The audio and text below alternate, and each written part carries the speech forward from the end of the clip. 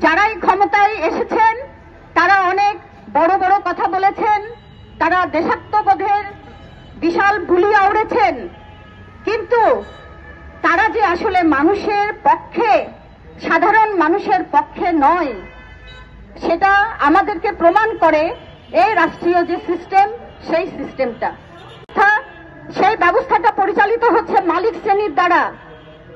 এই রাষ্ট্রীয় ব্যবস্থাটা পরিচালিত হচ্ছে যেই ধনিক গোষ্ঠী, মুষ্টিমেয় ধনিক গোষ্ঠী, যারা সিন্ডিকেট করে এদেশে ব্যবসা করে, যারা সিন্ডিকেট করে ঔষধ বাণিজ্য করে, চিকিৎসা বাণিজ্য করে, শিক্ষা বাণিজ্য করে, তারাই কিন্তু এই দেশটা পরিচালনা করে থাকতে চান। যারা তাদের চাকরির যে নিরাপত্তা, সেই নিরাপত্তাটুকু চান, যারা দুবেলা দুমুঠো যে খাবেন, সেই খাবারটা যাতে কম মূল্যে কিনে খেতে পারেন, এইটুকু চান। তাদের কাছে আমরা এই কথাটুকু বলবো যে আপনারা যখন সরকার নির্বাচন করবেন, আপনারা যখন আপনাদের জন্য শাসক নির্বাচন করবেন, তখন আপনাদেরকে এই কথাটা ভাবতে হবে যে আপনি আসলে কাকে নির্বাচন করছেন।